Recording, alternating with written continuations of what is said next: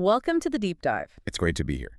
Our mission today is to take this incredible collection of material you've provided us, historical notes, theological commentaries, and really synthesize one of the most influential texts in history, the Book of Exodus. It really is more than just a history book. I mean, this is the foundational story of a nation's birth, and it's all defined by divine intervention. The timeline is just massive. We're talking, 431 years? Yeah. From Jacob's family arriving in Egypt all the way to the Tabernacle being built. Exactly. From around 1876 BC to 1445 BC.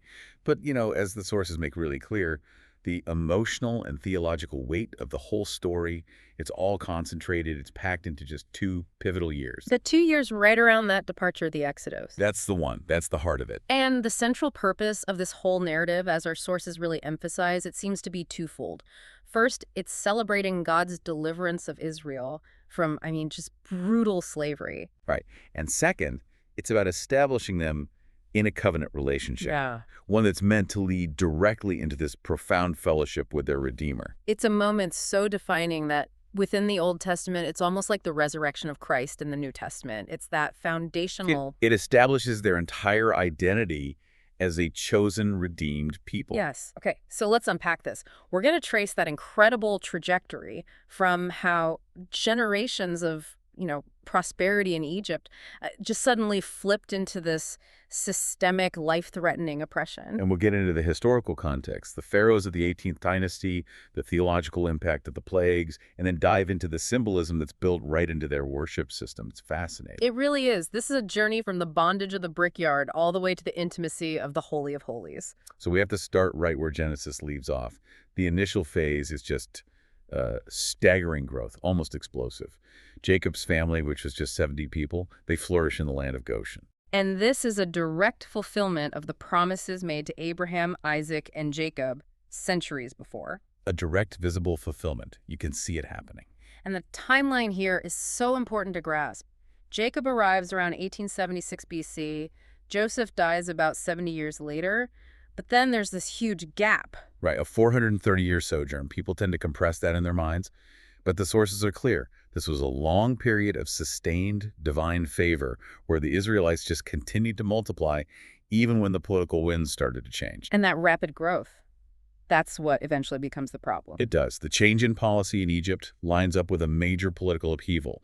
We're moving out of the Middle Kingdom into this complex transitional period. Historically, you have the Hyksos ruling for a while. They were Semitic people, right? So maybe more friendly toward the Israelites, who were also Semites. Exactly. They ruled from about 1720 to the 1570s BC, but then the political landscape just shifts dramatically. This is the new king who did not know Joseph. That's him. It refers to the rise of the powerful 18th dynasty. These are native Egyptian rulers, and they successfully drove out the Hyksos and kicked off the new kingdom. This is when Egypt becomes the superpower of the known world. So rulers like Moses, the founder of this dynasty, they're focused on purging foreign influence. Intensely focused. It's during this imperial period that the word pharaoh even changes. It goes from being a term for the royal residence, the great house, to the specific official title for the king himself. Signifying his supreme divine status. Yes. So the memory of Joseph, this respected Semitic vizier, it wasn't just forgotten by one guy. It was actively dismissed by an entire nationalist regime. And they look at this huge, cohesive Semitic population in their midst, a population the sources say was larger and stronger than the ruling class, and they see a threat. An internal security threat. Precisely. And that fear leads directly to oppression. Pharaoh realizes he needs a strategy, a comprehensive escalating plan for population control. The sources lay out 3 of them. Okay, so plan 1 is just economic and physical repression. Rigorous manual labor. They're forced to build these store cities, Pithom and Ramses. The goal is to crush their spirit, slow their birth rate through sheer exhaustion. But it doesn't work. It fails completely. The Israelites, defying all logic, just continue to flourish. The sources attribute this directly to divine favor. The oppression might have crushed their spirit for a time, but it utterly failed to stop their growth. So when backbreaking labor fails, Pharaoh escalates to plan 2. Covert, state-sponsored genocide. He orders the Hebrew midwives, and the scholarship you provided confirms their names were distinctly Semitic, to kill all the male babies at birth. And targeting the males was strategic. Identity, inheritance, it was all passed down through the male lineage back then. Right. But what's incredible here is the courage of the midwives. They disobey a direct royal decree. They choose to obey God over man. Their fear of God wasn't terror, but reverence. Exactly. And for that faithfulness, God blesses them with families of their own. The narrative genius here is just. It's remarkable. Pharaoh, the ultimate sovereign, sees his policy completely undone by a group he considered powerless. Women. So when the covert plan fails, he moves to plan 3. Open, absolute genocide. A public command. Every Egyptian subject is ordered to throw every Hebrew boy into the Nile. And this wasn't just cruel, it was calculated. The Egyptians worshipped the Nile as the deity, the god Hapi. So this was an act of religious worship for the Egyptians. An act of religious devotion. And yet, this final, most draconian policy also fails, and often in the most ironic ways. The very systems Pharaoh created to destroy Israel become the instruments of their preservation. The midwives save the boys, a Hebrew mother finds a creative solution, and then Pharaoh's own daughter. Yes, a symbol of the entire ruling elite.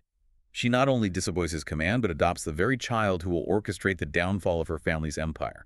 Pharaoh's authority was crumbling from the inside. So while Pharaoh was failing, God is executing his own plan, preparing the deliverer, Moses. Born to Amram and Jochebed, hidden in faith.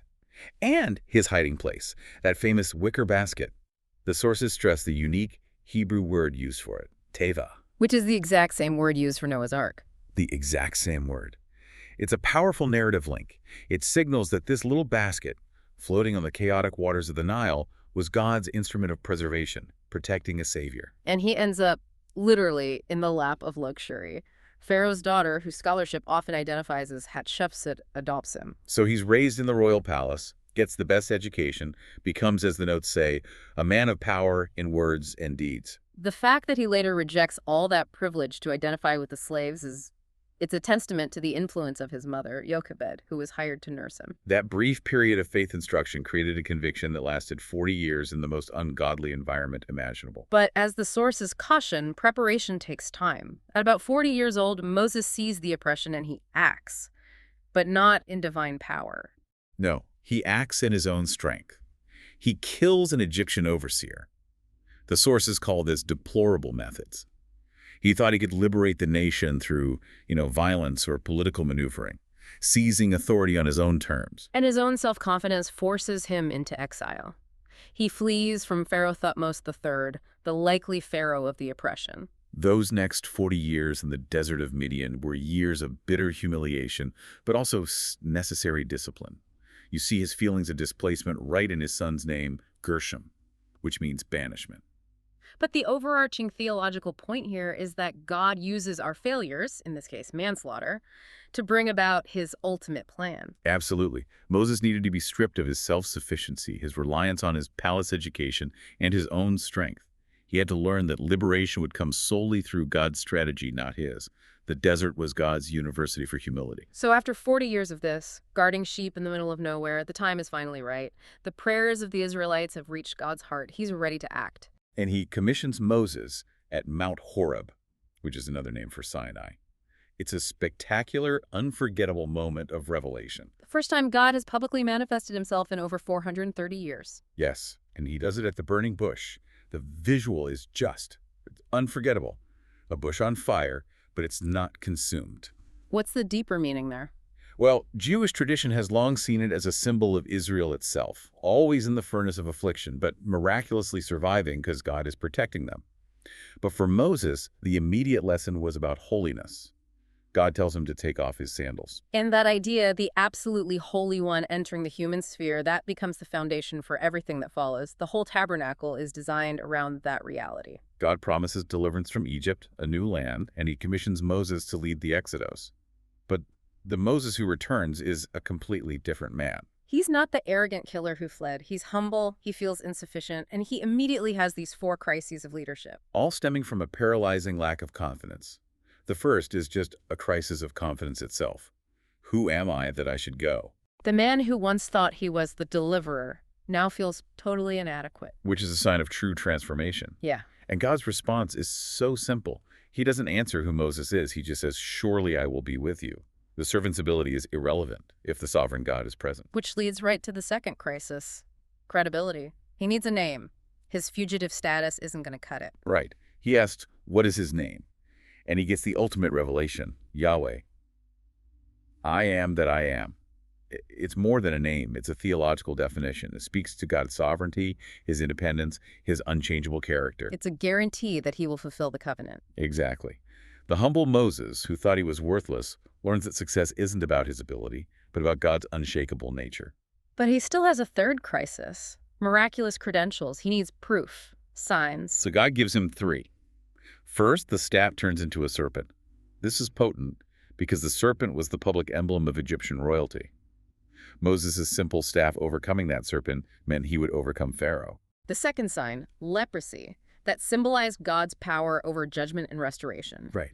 Israel was suffering, and God shows he has the power to cleanse them from the deepest defilement. And the third, water to blood, was a direct theological attack on the Nile, on the God-happy, on Egypt's very life source. And even after all that, there's a fourth crisis, competence. He says, I am slow of speech. This is such a human moment. You've been given the name of God, proof of his power, the promise of his presence, and your final objection is, but I'm not a great public speaker. It's almost a thinly veiled excuse at this point. It is. And God's assurance is firm. He made man's mouth. He will enable communication. The point is, God doesn't seek perfect servants. He chooses imperfect people who will rely on him. The very things we think disqualify us are what God uses to ensure he gets the glory. But Moses' reluctance does have a consequence. God gets angry and provides Aaron, his brother, as a mouthpiece. And this is both an aid and a warning. It helps Moses, sure, but it's also a discipline for his hesitancy. And Aaron, the great orator, will later become a source of immense frustration. It shows that compromises in service can have negative consequences. The core lesson here is transformation. Moses spent 80 years preparing for just 2 years of ministry. And when he returns to Egypt, around 1450 BC, God gives him a crucial piece of information about the conflict to come. Yeah. The hardening of Pharaoh's heart. God tells him up front that he will harden Pharaoh's heart. Why is that so important for Moses to know? It manages his expectations. God is essentially saying, don't be discouraged by the resistance. I am orchestrating this refusal to draw out a longer, more spectacular demonstration of my power, which will lead to a greater victory and greater glory for me. But before that begins, there's a confrontation over Moses' own life. He hadn't circumcised his son. Accountability at the highest level. Moses had to be fully compliant with the covenant himself before he could lead the people of the covenant. God afflicts him, brings him to a place of brokenness. After that, Aaron meets him. The signs are performed, the leaders believe, and the great confrontation begins. And the opening move is surprisingly low-key. Moses and Aaron just ask Pharaoh for permission to go and worship. No plagues, no rods, just a request. And Pharaoh's response is pure contempt. As a divine king, he sees Yahweh's command as a direct threat to his sovereignty.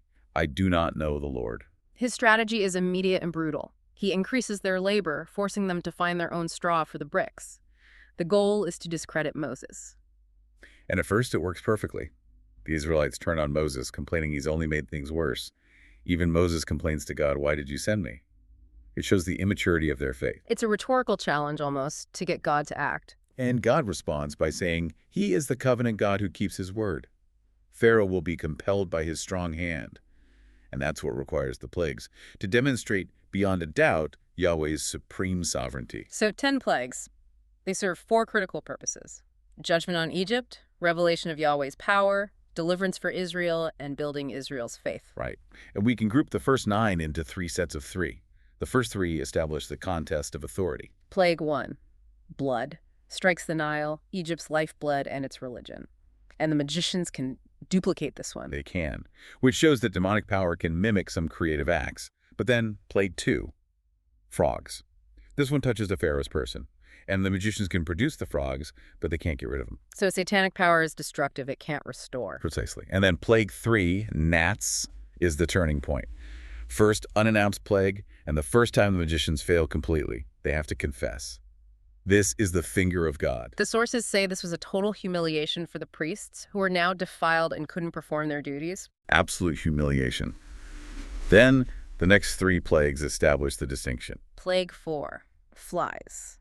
This is where Yahweh shows sovereignty over space, keeping them out of Goshen. And this forces Pharaoh's first compromise. Right, sacrifice in Egypt. Basically, you can worship, but do it in my territory where I'm still in control. The second compromise, go only a short distance. It's the classic temptation of the world system. partial allegiance that keeps you within its grasp. Exactly. Then Plague 5, pestilence on the livestock. This is an economic blow and a religious one, targeting gods like Apis the bull. And again, it confirms the protection of Israel's possessions. Link steals, boils. Now it's targeting human health. And the symbolism here, the soot from the kiln of Israel's slavery becomes the source of suffering for the Egyptians. Yes. And this is the first time the text says God hardened Pharaoh's heart. It's a judgment on the king's prior, sustained self-hardening. Then we get to the final three plagues, the climax. Plague 7, hail.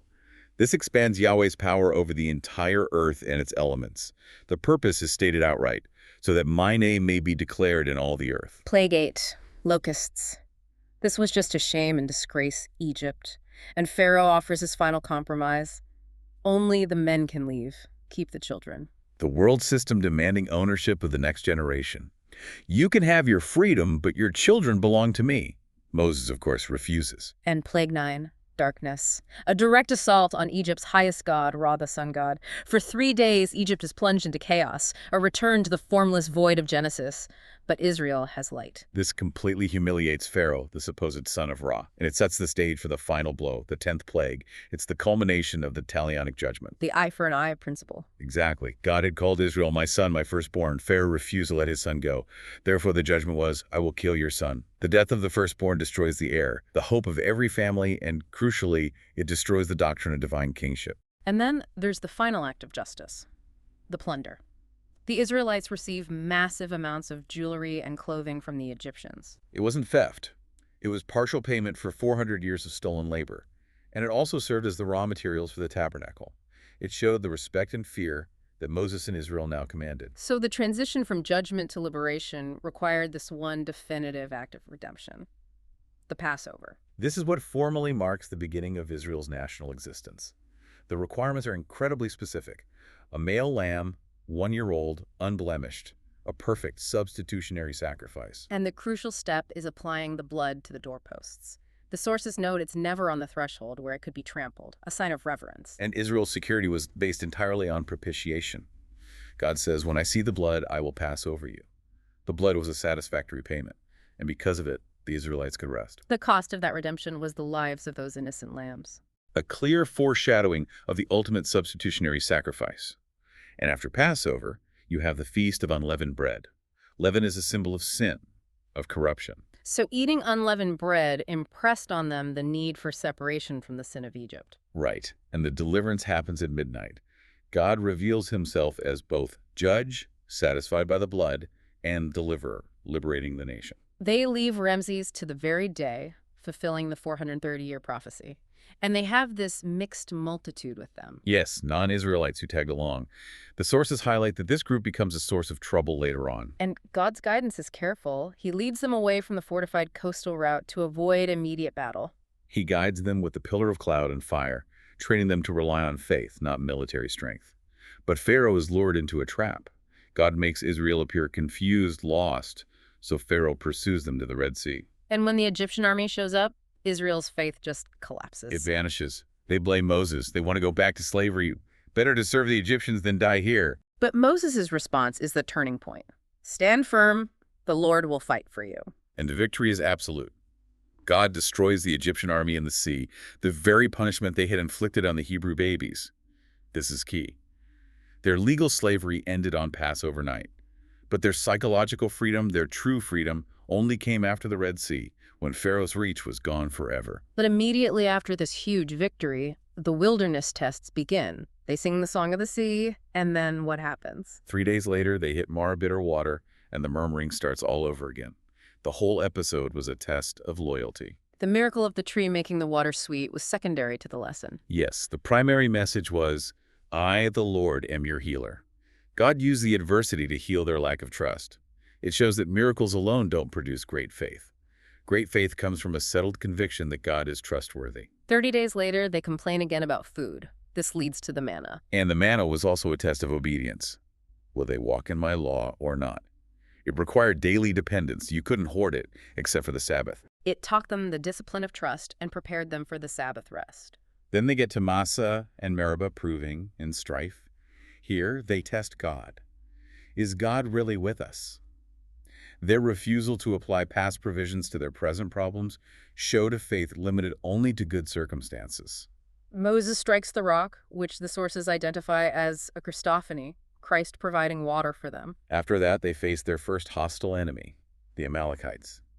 God uses outside pressure to discipline his contentious people. And the lesson here is absolute dependence. Victory hinged not just on Joshua's army, but on Moses lifting the staff. Exactly. The military effort only prevailed when prayer prevailed.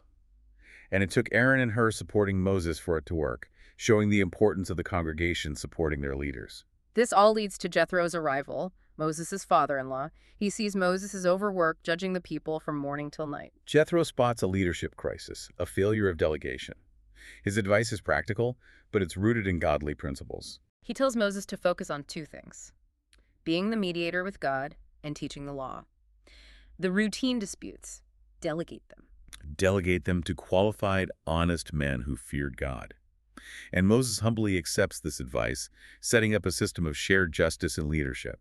So having been redeemed, liberated, and tested, Israel finally gets to Mount Sinai, ready to enter into a formal relationship with God. And God lays out the conditions. If they obey, they will become three unique things: a special treasure, a kingdom of priests, a nation of mediators, and a holy nation set apart from sin. And the people's response is immediate and tragically overconfident. All that the Lord has commanded we will do.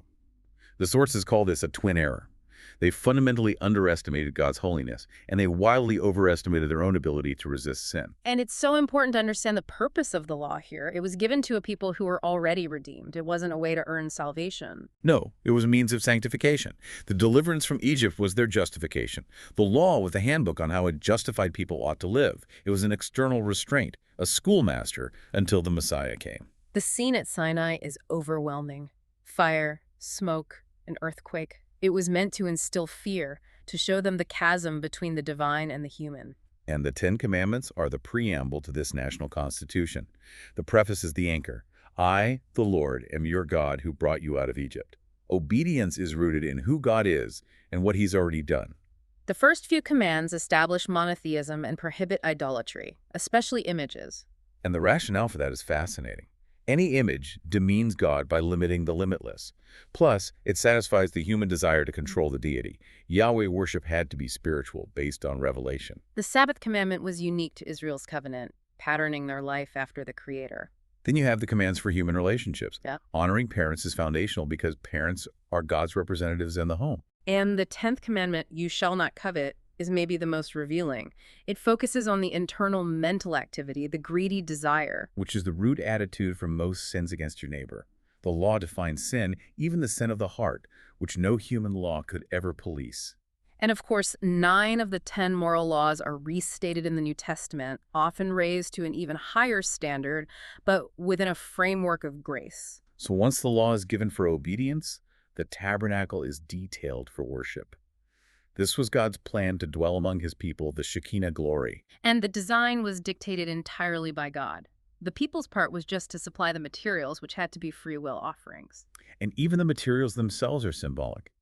Edersheim made this profound observation that almost all the materials, the gold, silver, dyes, stones, were secured through pressure, either from the oppression in Egypt or the wilderness journey. Reflecting the spiritual truth that sanctification, being made holy, is a process of refinement and pressure. Exactly. The instructions start with the Ark of the Covenant, the theological core. It housed the Ten Commandments. God's dwelling literally rested on his standard of righteousness. And the lid was the mercy seat, solid gold, the place of atonement where the high priest applied blood once a year. It transformed the throne of judgment into a throne of grace. With the cherubim guarding the holiness of God's throne. Moving outward, you have the table of showbread, a perpetual thank offering from the 12 tribes. The lampstand, pure gold with the oil symbolizing the Holy Spirit, empowering Israel to be a light to the nations. Then the thick veil, separating the holy place from the Holy of Holies. It represented the separation between God and sinful humanity, a separation that was torn when Christ died, symbolizing open access. In the outer court, right at the entrance, was the altar of burnt offerings. Its location says it all. The shedding of blood is the non-negotiable prerequisite for approaching God. It's the type of the cross. After the altar, you have the laver for washing, symbolizing the need for continual cleansing from daily defilement, even after atonement. And the builders themselves, Bezalel and Oholiab, were divinely equipped. God filled them with the Spirit, with skill and knowledge to ensure it was built precisely to the heavenly blueprint. So the blueprint is perfect, the structure reflects God's holiness, the people have sworn allegiance. But the distance between a perfect plan and flawed humanity is incredibly short. What happens the moment Moses turns his back? Instant rebellion. While Moses is receiving this perfect pattern on the mountain, the people are plunging into idolatry down below. They get impatient, they think Moses is dead, and they demand a visible representative of Yahweh. They revert right back to Egyptian paganism, wanting a golden calf. It was a catastrophic compromise, and Aaron, the designated mouthpiece, fails dramatically. He fashioned the calf and hails it as the God who brought you up out of Egypt. It's a total repudiation of the covenant they just made. And God's initial response is to disown them, calling them Moses' people. He offers to destroy them and restart the nation through Moses, which was a test of Moses' ministry. And Moses passes. He intercedes, appealing not to the people's worthiness, but to God's own reputation and his promises to Abraham. His intercession saves them. But the aftermath is severe. Moses breaks the stone tablets, symbolizing the broken covenant. The Levites' loyalty in punishing the rebellion results in them becoming the priestly tribe. The immediate consequence is alienation. God says he won't dwell in their midst. The tent of meeting is moved outside the camp. Which leads to Moses' deepest plea for renewal, his third request, show me your glory. He knew that to lead this people, he needed a greater, more profound perception of God's essential being. And God responds by proclaiming his moral character, the compassionate and gracious God, slow to anger and abounding in loyal love and faithfulness. Forgiving iniquity, but he by no means leaves the guilty unpunished. The sources stress the difference in duration, loyal love for thousands of generations, while punishment is limited. The renewal of the covenant is based entirely on this foundation of enduring grace. God commands Moses to make new tablets, and when he comes down this time, his face is shining. It's visible evidence of his relationship with God, so convicting that he has to wear a veil. The sources say the veil was because the glory was fading, a reminder that the glory of the law was provisional, pointing to a better, permanent glory to come. After this, the people showed genuine obedience. They bring so many materials for the tabernacle, over a ton of gold, that Moses has to tell them to stop giving. The final construction is completed, and the tabernacle is erected exactly 1 year after the Exodus. And the climax of the entire book arrives when the Shekinah, the cloud of God's presence, descends and fills the completed tabernacle. God is now dwelling among his redeemed people. It completes their redemption and adoption, guiding them throughout all their journeys. But the book closes on this interesting provisional note. Moses is unable to enter the cloud once it fills the tabernacle. And that's a critical indicator. It signifies that even with the perfect structure and the resident presence, more provisions were necessary. Specifically, the purity and sacrificial laws of Leviticus. Those were needed before fellowship with a holy God could continue. So, what does this all mean for us? We've traced this whole arc, God's sovereign power, his demand for holy service, and his faithfulness despite just constant human failure. The enduring theological lesson is really clear. God's grace in choosing and delivering Israel stands out so starkly because of their repeated rebelliousness. Man's best actions fail apart from God's sustaining grace. Which leads us to our final provocative thought for you to continue exploring. The sources identified these striking structural parallels between the creation narrative and the tabernacle construction. Both have 7 acts of divine speech, the Spirit's enablement, rest after completion, and critically, both are immediately followed by a fall. Adam's fall and the golden calf. So, given that the Mosaic covenant failed instantly with the golden calf, did this early dramatic failure doom the possibility of a permanent divine human fellowship built on human obedience, ultimately proving that the human heart requires a different kind of dwelling place than a tent of gold and wood? Think about the necessity of that new internal dwelling place as you process this monumental narrative of rescue and relationship. Until next time, keep digging deeper.